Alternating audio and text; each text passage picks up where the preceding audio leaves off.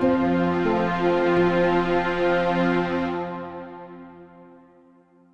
good morning, everyone. Welcome to Investor News. We are joined today by Brian Leeners, who's the CEO and director of Homerun Resources, which is listed on the Venture Exchange. HMR is a symbol, and for those of you NASDAQ oriented, it's HMRFF on the QB. And we're thrilled to have Brian here today. We've got a lot to get through, a lot to unpack, and a lot of bases to cover. Welcome, Brian.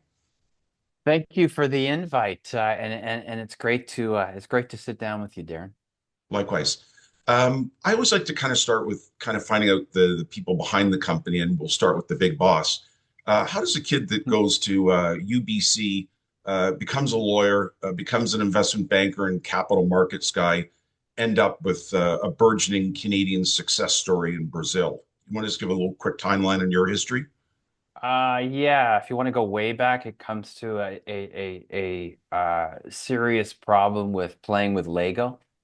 And I'm going to date myself here, but I think you'll understand. I used to read the encyclopedia from beginning to end when it would show up at our door on a monthly basis. So, what I'm trying to say is I'm a nerd. I've been working in both the technology sector and the material sector for 30 years. So, you'll see a blend of those within my career path. We've done a lot of work in the material side. We started to look at the energy transition as a pull on materials multiple years ago.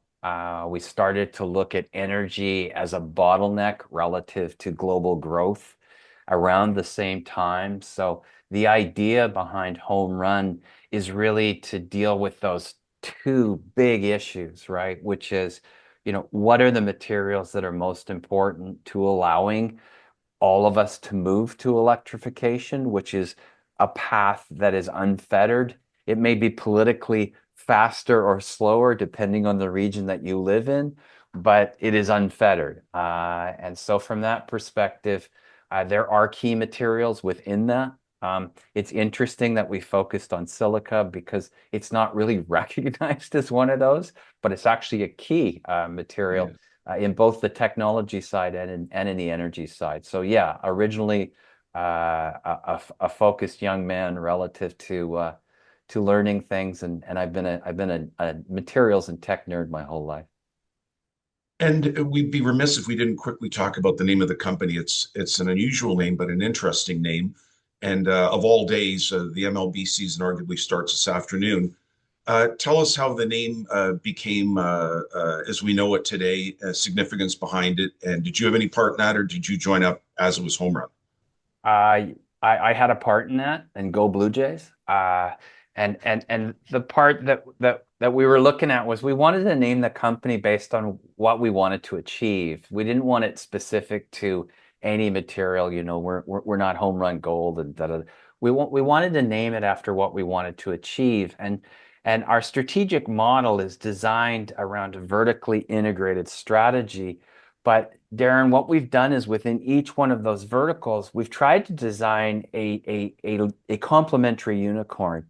And a unicorn, for those who are not familiar, is in the US terms, it's a company that achieves $1 billion US valuation. So that's really been sort of our end strategy, is to do that within the context of one company utilizing that core advantage based on our silica, and then extracting that into those verticals and trying to turn those verticals into individual but complementary unicorns. It's a great name, and it's catchy, and it's certainly better than Pop Up or Ground Out or something. Homerun Resources is awesome. So a couple of things. I don't know if we start with Brazil first or silica. I'd like to start with Brazil. How does Brazil get on the radar, and give our audience a little bit of an idea of the advantages that you guys have in Brazil, be it the coastal geographics, the labor force, government, the rest of it, because I think that's really important for people to know.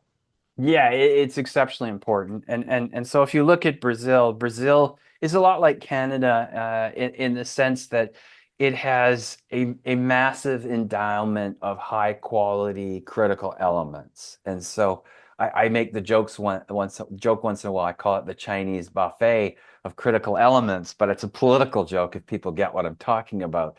So Brazil has been the center point of the material strategy, or one of the center points of the material strategy of the Chinese for the last 20 years. It used to be a center point for the Europeans and the Americans, but they kind of forgot about Latin America and went elsewhere. And so what's happening now is the United States and Europe, because of the friction between China and those two regions, are now looking for, repositioned, more secure, friendly supply chains.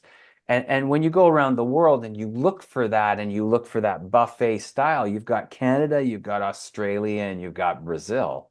And so Brazil represents sort of, and when you compare it to Canada and Australia, it's the low capex, low opex opportunity. When you look at the nature of the resources, they're comparable to Australia. So in Brazil, Mother Nature has done your first sequence of mining for you, in the sense that it's created material that's easily mined down to a particular depth. In Canada, everything is hard rock, hard rock, hard rock, hard rock. In Australia, you have the combination of those two. But again, now you're looking at costs, OPEX and CAPEX. From a political perspective, the current leadership, and I think this will continue because it's beneficial to the entirety of the country, has been focused on positioning Brazil as that buffet of critical elements, but within the context of making sure that they're not just the guys sending the lettuce to the restaurant, they're actually making the meals. And so from that perspective, Brazil is interested in repopulating its industrial capabilities within those industries.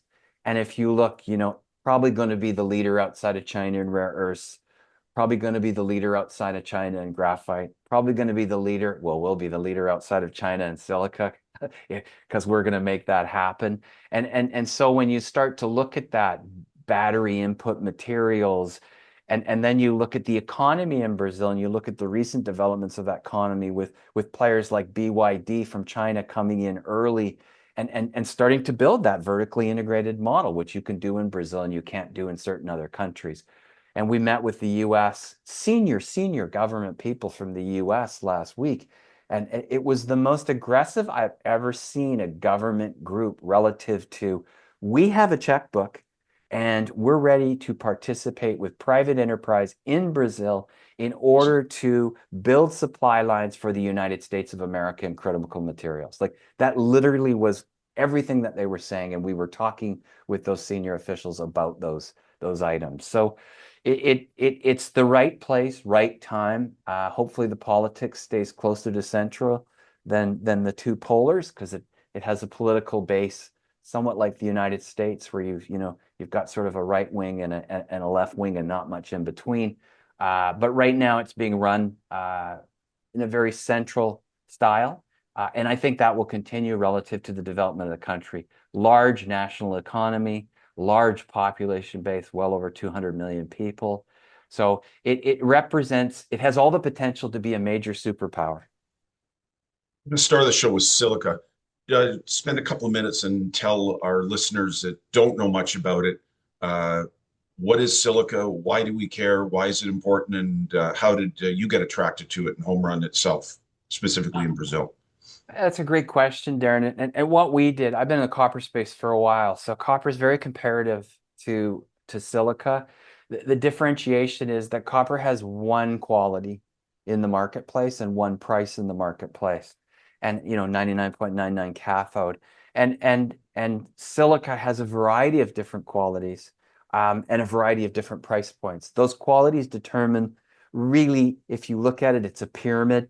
At the bottom, you're talking about the sand that goes into your golf course bunker and your child's sandbox. And at the top, you're talking about the silica that goes into photonics, and the creation of things like silicon. So it is, and the way it's the copper argument, right? Remove copper from your life, you will feel it miserably.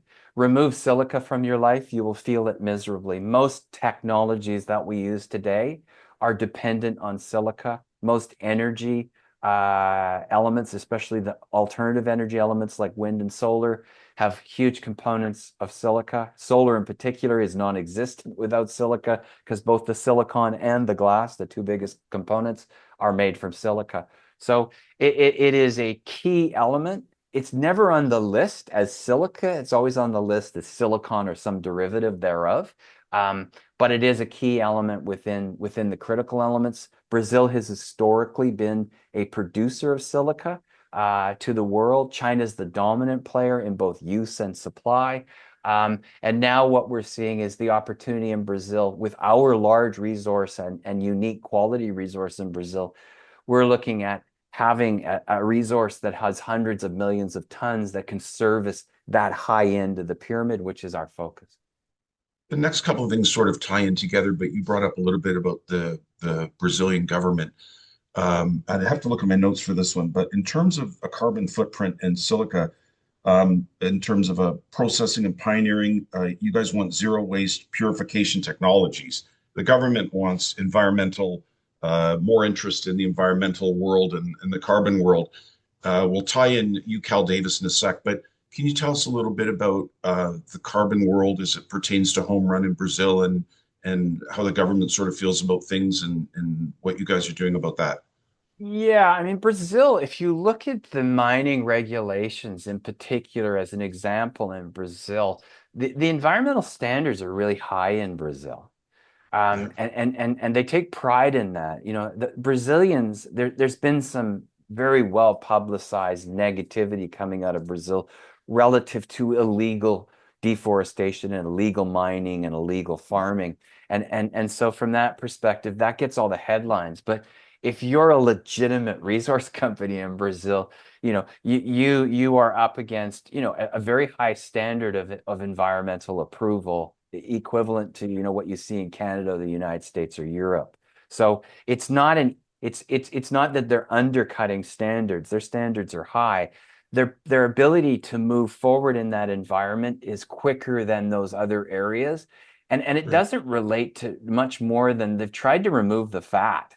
And Goiás, one of the states, has gone from, I think they used to have an 8 year timeline on average to approve a resource project to production, and now it's 3, right? So when you compare that to 10 to 15 years in the United States, Europe, and Canada, there's another reason to do business in Brazil. The government itself is adamant that it maintains that high standard of environmental quality across the food chain. So it's proper for companies to look for the best ways to produce their product.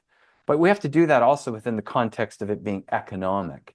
And so what we've looked at is, okay, what are the things that we can do through the entirety of our food chain in order to do that? What can we do at the site? What can we do relative to how we process our material? What can we do relative to how we manufacture the products that we're going to make?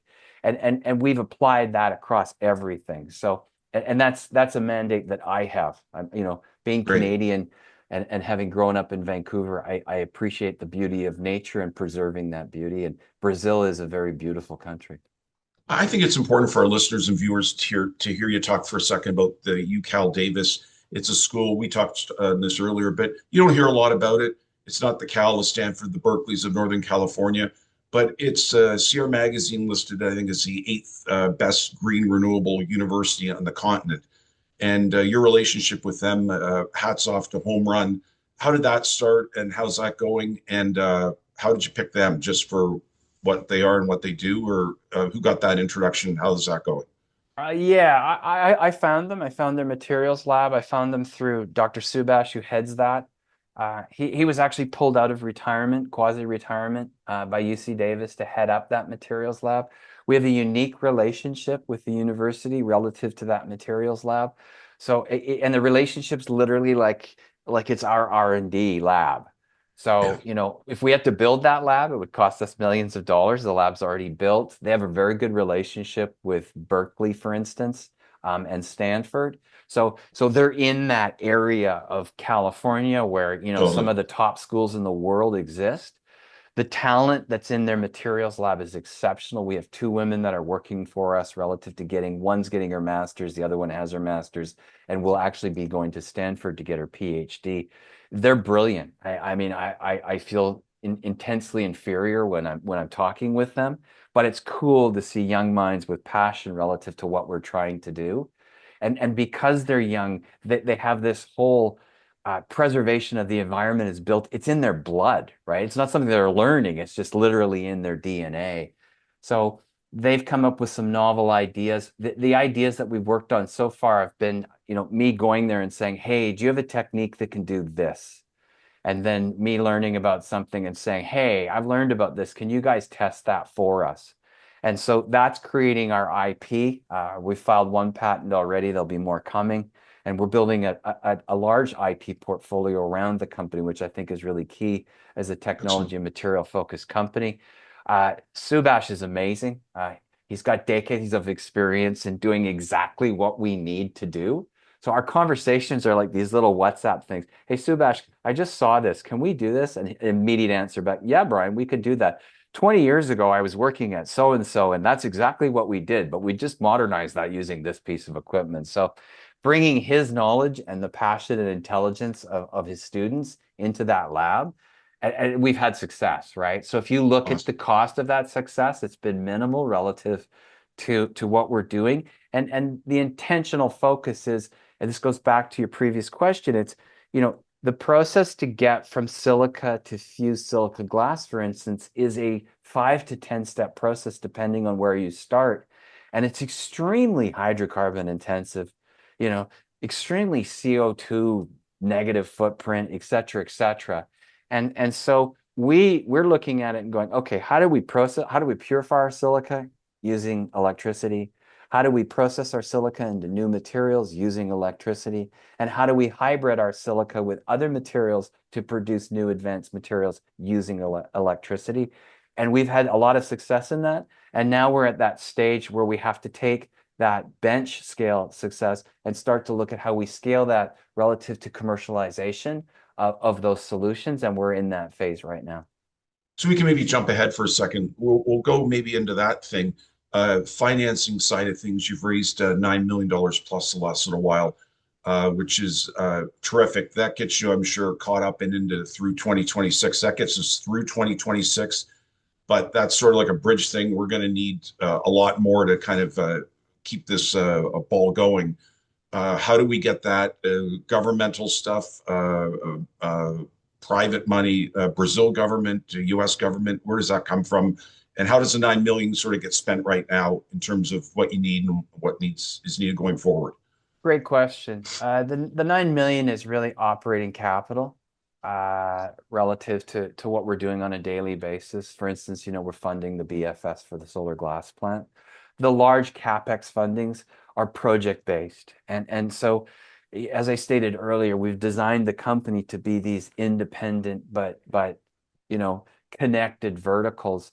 We have individual management teams sitting on top of each of those verticals who are incredibly skilled within the domain of the vertical. And so what we're doing is we've built a business model on the top, but we've also built business models and strategies within each of those verticals. So, we've made acquisitions in our energy solutions side, both with, the IP that we've bought from NREL for the thermal energy storage and the acquisition that we made of the perovskite company in Europe called Halicell. So within the solar glass, which is one of the materials verticals, we've designed that financing to be project based. You know what that means, but for the folks who don't, is the financing is related to the actual project. It's not related to the company that owns the project.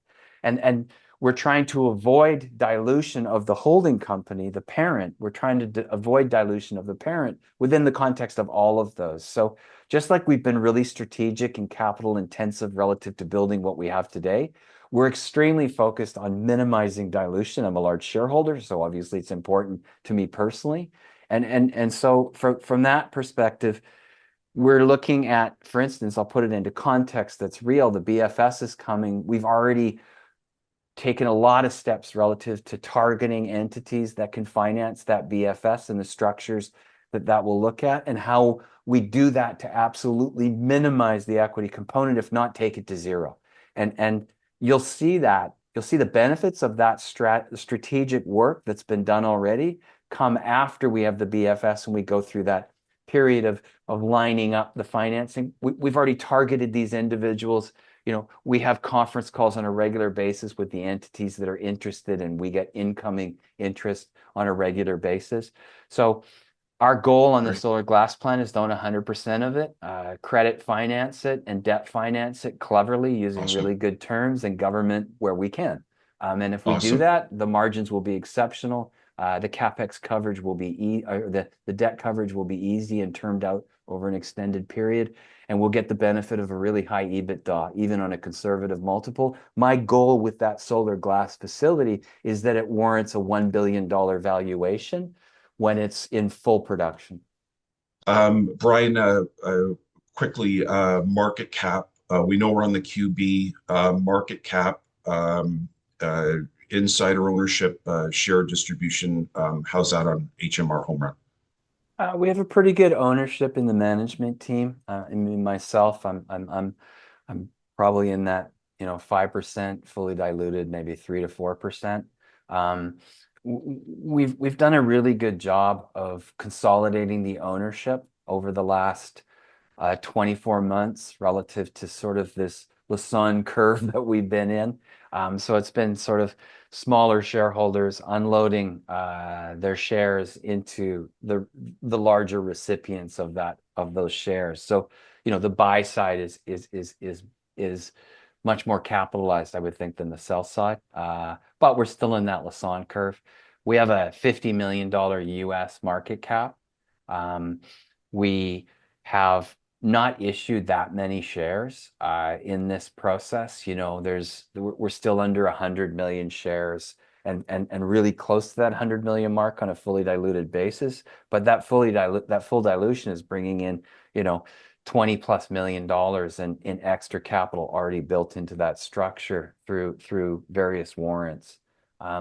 We have optioned our key strategic people, so they're beneficiaries of the development of the company. And we've done that, all the way down into the management team in Brazil, which is important. Those are key people, and into Europe. And so we built a lot of leverage into the model, and I think we'll see the benefits of that leverage over the next 24 months. And again, you look at the Lassonde curve. What's the transition point in the Lassonde curve? It's a bankable feasibility study and financing that bankable feasibility study. And then it's a capital bet relative to the timing of cash flow and the risk to the timing of that cash flow. But if you're looking at say a target $1 billion valuation, and you're trading currently at 50 million, and you've got a 36-month timeline, you can actually do that math.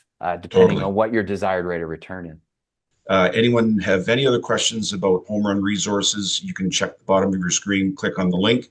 HMR is the venture symbol, HMRFF on our QB NASDAQ listing.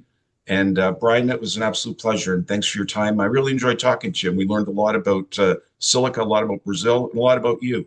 And thank you again. It was really good. I enjoyed that, Darren. Thank you very much for your time. Me too. Maybe next time I'll have a glass of wine and make it a little longer. Absolutely. We'll play with our Lego set. How's that, Hitcha? Exactly. All right, right on.